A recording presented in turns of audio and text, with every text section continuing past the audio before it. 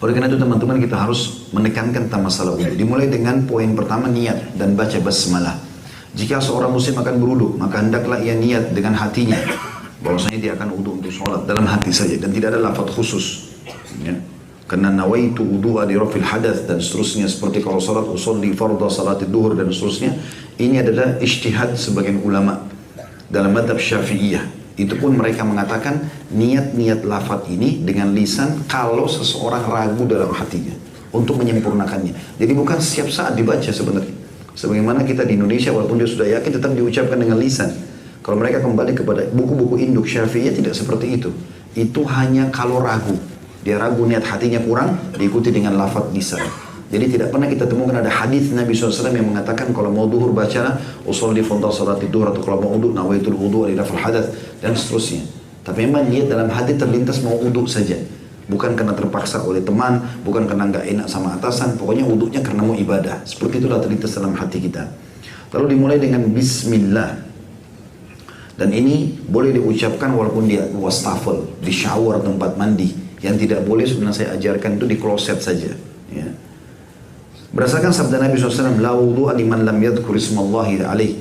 Tidak sempurna wudhu seseorang kalau tidak menyebutkan nama Allah atau bismillah padanya. Hadis riwayat Ahmad dan dihasankan oleh Albani. Kata beliau, namun apabila ia lupa membaca basmalah, wudhunya tetap sah, tidak batal, tapi dia kekurangan keutamaan. Ya. Yang kedua, membasuh telapak tangan. Kemudian disunnahkan membasuh telapak tangan sebanyak 3 kali. Itu ada footnote nomor 2, angka 2 di bawah ada kecil, muttafaqun alaih.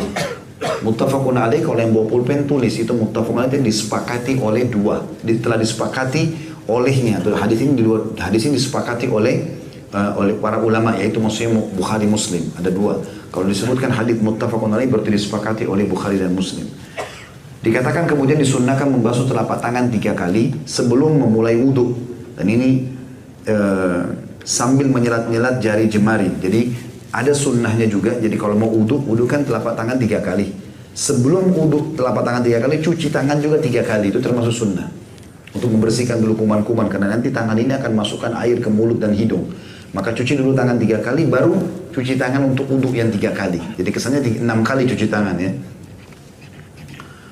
Itu dikatakan di sini ada putut nomor 3. Pada keterangan lain disebutkan bahwa membasuh telapak tangan ini di awal wudhu. Artinya ada yang mengatakan itu adalah pisah, ada yang mengatakan digabung. Sambil menyelat-nyelat jari-jari. Nah ini nyelat ini masukkan di antara jari-jari seperti ini. Ya. Supaya antara jari-jari ini semua kena air. Perhatikan ada gambar situ diperlihatkan caranya. Gambar 1 dan gambar 2. Yang ketiga berkumur-kumur. Kemudian berkumur-kumur. Ada footnote nomor 5. Diambil dari Sunan Al-Baihaqi jilid 1 halaman 52 dengan sanad sahih, yakni memutar-mutar air di dalam mulut. Jadi bukan cuma masuk buang. Masukkan ke dalam mulut maksimal air, kumur-kumur. Lempar ke kanan, bagian dalam pipi, ke kiri, ke atas, ke bawah. Bahkan sebagian ulama sunnah saking menekankan masalah pentingnya kumur-kumur agar semua dosa-dosa dari mulut jatuh, maka dia mengangkat dagunya ke atas untuk kumur-kumur maksimal. Baru dia keluarkan. Di sini dikatakan setelah dia mutar-mutar air di mulutnya, baru dia mengeluarkannya. Berapa banyak muslimin ambil air sedikit cuma masuk mulutnya langsung dirudahkan. Maka belum sempurna. Karena seluruh rongga mulut dianjurkan untuk dikenakan itu. Sebagaimana hadis Baihaqi ini. Yang keempat, istinsyaq. Istinsyaq adalah menghirup air di hidung. Dihirup. Bukan cuma dimasukkan di ujung hidung. Kemudian istinthar di sebelahnya, itu mengeluarkan dengan tangan kiri. Air tadi yang kita hirup dengan kuat, dikeluarkan juga dengan kuat. Perhatikan di sini kata beliau, kemudian istinsyaq, yakni menghirup, penulis buku maksudnya. Kemudian yakni menghirup air ke hidung dengan nafasnya. Ya, seperti orang nafas. Lalu mengeluarkannya kembali. Hiruplah air dari tangan kanan, lalu keluarkan dengan memegang hidung dengan tangan kiri. Ada footnote nomor 6, perhatikan di bawah. Menyatukan atau menggabungkan antara berkumur-kumur dan menghirup air ke hidung dengan satu telapak tangan. Hadis ini muttafaqun alaih. Jadi kelebihan buku ini luar biasa. Setiap kali dia sampaikan sesuatu, ini loh hadisnya, ini loh hadisnya. Jadi nggak mungkin salah. Dengan izin Allah Subhanahu wa taala tentunya. Jadi di sini diperhatikan mulut, ya perhatikan gambar nomor 3. Air itu diambil di satu cakupan telapak tangan kita. Kemudian masukkan setengahnya ke mulut sambil kumur-kumur yang maksimal. Sisanya hirup di hidung. Sambil tetap kumur-kumur, yang tangan kiri membuang dengan kuat air yang dari hidung, baru kemudian dibuang yang dari mulut. Jadi ini kayak satu rangkaian. Ya. Disunnahkan untuk istinsyak dengan kuat, menghirup air tadi dengan kuat, kecuali jika sedang berpuasa, karena dikhawatirkan air akan masuk ke perutnya. Nabi SAW bersabda, wabalik fistinsyaqi illa antakuna sa'ima. Bersengatanlah atau lakukan dengan kuat, ambil air itu, hirup. Ini juga teman-teman kalau lagi flu, hidungnya buntu, coba praktikin istinsyak ini. Banyak orang sudah praktikin, ternyata dimasukin air dengan kuat, dihirup, dibuang dengan kuat, subhanallah 2-3 kali sembuh. Ini buntu hidungnya hilang. Ya. Kuasa Allah SWT. Bersengatanlah kata Nabi SAW. Artinya lakukan dengan sangat kuat dalam istinsyak, kecuali jika kalian sedang puasa. Footnote nomor 7, HR maksudnya hadis riwayat.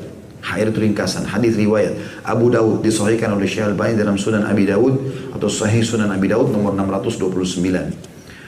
Nomor 5, membasuh wajah. Perhatikan ada titik-titik terputus itu. Wajah itu adalah awal tumbuhnya rambut sampai di bawah dagu. Dan juga di tempat kuping, ya, sampai ke kuping. Dari kuping kanan ke kuping kiri. Kemudian membasuh wajah. Ada footnote nomor 8. Sesuai dengan QIS itu Quran surah. Ya, ringkasan. Maaf kalau yang sudah tahu. Saya karena beda buku maka saya perlu sampaikan masalah itu. Istilah-istilah ringkas seperti ini perlu difahami. Jadi jangan dibaca QS, ya, Quran surah, tapi diringkas kalau tulisan. Al-Ma'idah nomor 6. Ini tentu kalau baca nanti bisa dibaca di tempatnya masing-masing. Al-Ma'idah ayat 6 panjang sekali, berhubungan dengan masalah tata cara wudhu. Kemudian dikatakan panjangnya wajah itu dari awal tempat tumbuh rambut hingga tumbuh rambut kepala hingga ke dagu di bawah di mana jenggot terurai.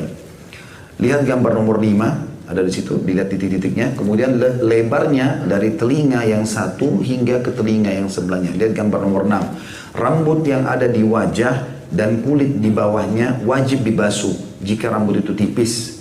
Adapun jika rambut itu tebal, maka wajib dibasuh permukaan rambut saja. Jadi kayak jenggot ini, saya diselat-selati. Ya. Ya, kalaupun halus maka dibasuh semuanya. Kalau tebal maka cukup bagian atasnya. Akan tetapi disunnahkan untuk menyelat-nyelati dengan jari jemari. Ini berdasarkan perbuatan Nabi SAW yang menyelat-nyelati jenggotnya ketika wudhu. Lihat gambar nomor 7. Ada footnote nomor 9. Angka kecil 9. HR hadis riwayat Abu Daud. Disahihkan oleh Syekh Al-Albani dalam Irwaul Ghalil nomor 92. Irwaul Ghalil nama buku ya. Yang keenam, membasuh kedua tangan. Kemudian membasuh kedua tangannya berikut kedua sikunya. Berdasarkan firman Allah Ta'ala, ini tadi Al-Ma'idah ayat 6 ya, salah satu potongannya, A'udhu billahi minasyaitonirrajim wa aidikum ilal marafiq. Dan basuhlah tanganmu sampai ke siku. Jadi ada dua cara, ada gambar nomor 8, itu berarti air diambil dari telapak jari-jari tangan sampai ke siku. Kalau gambar nomor 9, dari siku dulu ditarik ke bawah, intinya batas minimalnya adalah siku. Di sini katakan, bisa membasuh tentunya atau dimulai dari siku hingga ujung-ujung jari. Jadi salah satunya bisa dari jari-jari ke siku atau siku ke ujung jari. Ini semua sama. Yang ketujuh, mengusap kepala dan kedua telinga. Kemudian mengusap kepala dan kedua telinganya satu kali. Perhatikan gambarnya 10, 11, 12 nyambung. Diambil air di telapak tangan kita, pegang di awal tumbuh rambut, ditarik ke belakang sampai ke tengkuk kita, leher ya. Kemudian ditarik lagi ke depan.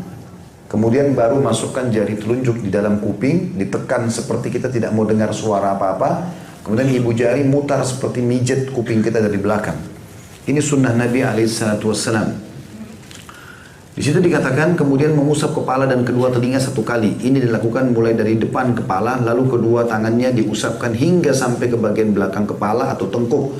Kemudian kembali lagi mengusap tangannya hingga bagian depan kepala. Lihat gambar 10, 11, 12. Dan ini footnote nomor 11 muttafaqun alaih. Apa tadi muttafaqun alaih teman-teman? Riwayat Bukhari Muslim. Kemudian mengusap kedua telinganya dengan air yang tersisa di tangan bekas mengusap kepala. Jadi jangan air kepala itu pisah dengan kuping. Karena Nabi SAW menggabung satu kali saja air tadi yang dibasahkan ke kepala itu kembali ke belakang ke depan lagi langsung disambung ke kuping. Jadi nggak usah ambil air khusus lagi. Lihat gambar nomor 13.